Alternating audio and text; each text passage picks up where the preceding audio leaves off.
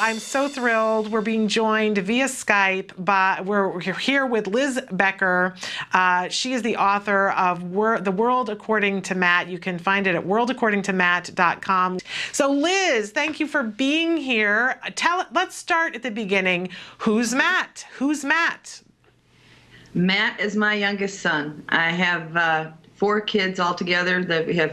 I have 2 stepchildren. I have 1 older son, and Matt is the youngest of the 4. Matt is about to turn 27 years old, and we've been navigating autism now for 25 years. Amazing. And you've got this really beautiful site, worldaccordingtomatt.com, and tell us all the different things that we can find on this site. Oh, I have a little bit of everything. You do. It's beautiful. I started it out as a way to write, to practice my writing, because I'm trying to get my first book done, and it just kind of grew from there. I thought, well, we should add some news in there, and then I added some what I call exceptional people on the spectrum, that you have examples of people who are just amazing, and it doesn't matter that they have autism, they're just amazing. So I've got different countries' resources, and we're up to 70 countries now, and I try to link them into the closest autism resource center for them, and did lots of different things. Yeah, it grows every year. I add something new to it. So. Well, it's a beautiful site, and it's really interactive, and I love that at one place on here you say you're constantly making changes, but that for people to be patient with you, because creating a website is not necessarily the thing that you're spending your time on, right. But that you want to make a resource. And I love it when people are honest about things like that and ask for what you want, saying be patient with me. But the truth is the site is really quite beautiful, and it is a wonderful resource, Liz. It's great. Well, thank you very much. I want to talk a little bit about, because I'm always so amazed and in awe of those of you who have adult children on the spectrum, because I think of you guys as really the pioneers who set the stage for so many of us coming behind you. I can't even imagine the kinds of things that you must have gone through. Tell us a little bit about when Matt was first diagnosed and what the world of autism was like then. Well, Matt was progressing normally. At 18 months, he was chasing the cat around the house and calling kitty, kitty, and behaving like a normal 18-month-old child. And within just a few weeks of that mile marker there, he started to regress and started to hide behind furniture. He quit talking. He didn't smile anymore. He didn't want to be picked up or held. And I knew something awful had happened to him, and I couldn't figure out what it was. And I was talking with someone who was in college at the time and taking a psychology course, and they said, well, it sounds like it could be autism. And that was the very first time I had ever even heard that word. And wow. There was no internet, so doing research about autism took me to a library.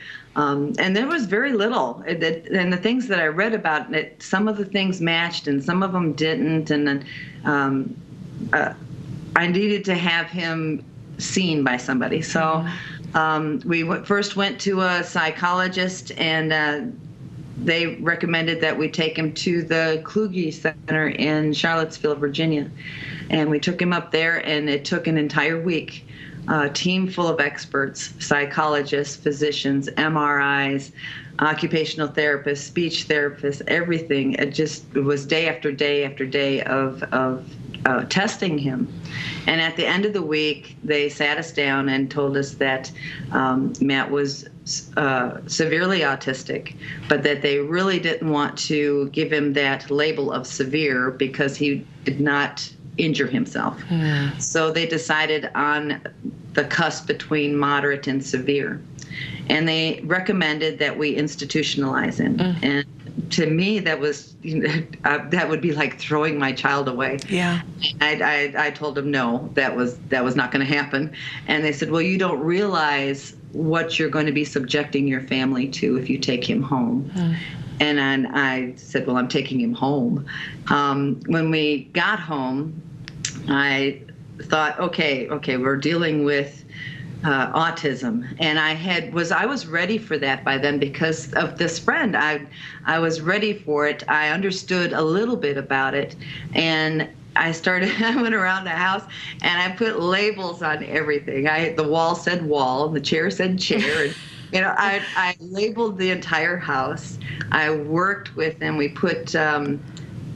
would hide certain toys in baskets of beans, and he'd have to put his hands through the beans in order to get the feel of textures. And because he didn't like anything, he didn't like lights, he didn't like sounds, he didn't like textures, and we just kind of went from there. And I'm scientific minded, so I like to observe anyway. And for me, it was, why is he doing what he's doing? And all of these myths were out there at the time that people really believed that the child didn't have emotions, and they didn't feel for anybody, and they couldn't think independently on their own. They were basically little robots. And I'm looking at my child, and I'm all these observations, and I'm seeing that that's just not true.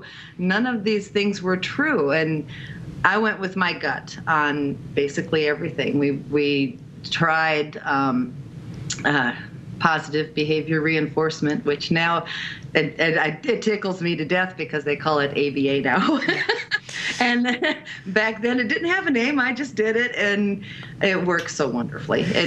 We got him to do things. He was able to participate in t-ball because we took him out to our front yard and bribed him to go from one base to the next with a bag of M&Ms. Oh, I love it. And we just kept, it was one day at a time. And I never looked too far in advance. I always was looking like maybe 2 or 3 years in advance. And IEPs was something new for me. And I know that you just recently went to an IEP. Yes. I'm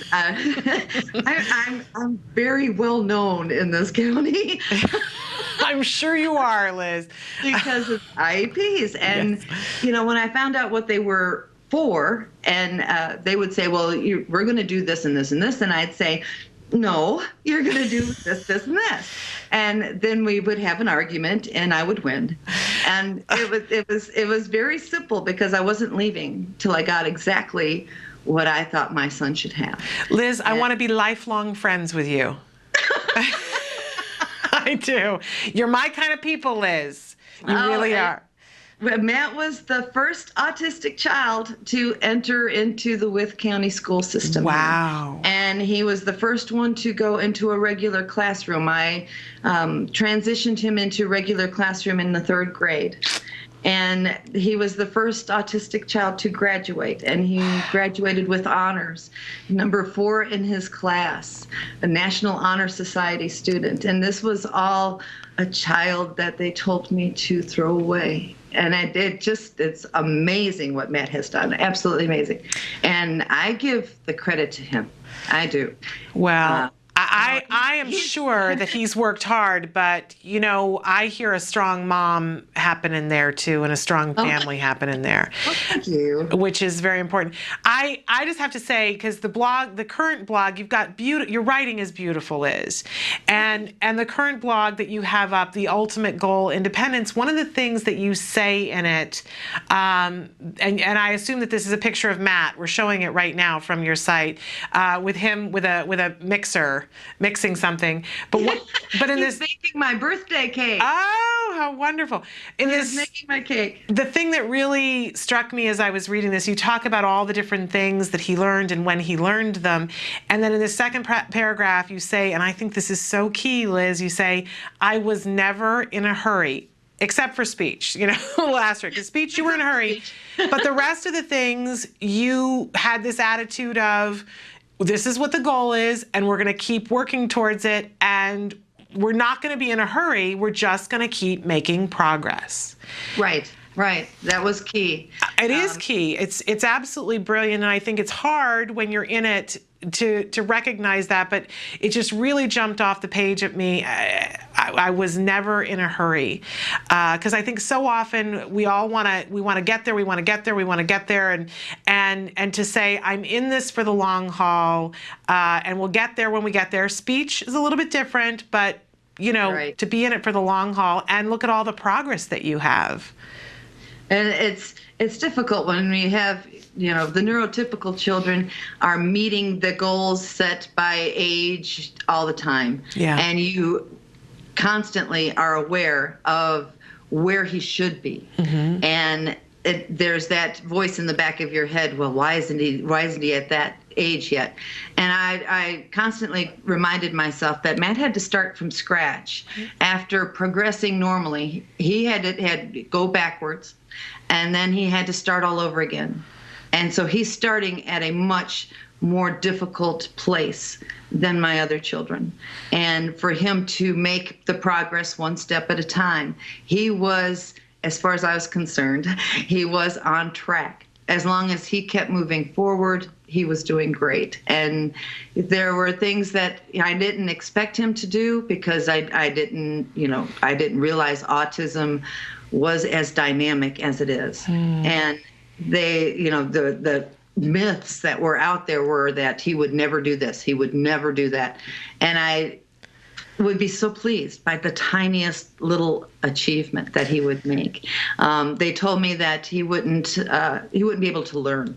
So he's in this preschool contained classroom of children and of special ed, and they're going over the alphabet. And where's Matt? Matt's under a table, and Matt's not communicating with anybody, and he's hiding. All these voices are in there repeating the alphabet, and the teachers are telling me that he just hides and he's not learning anything.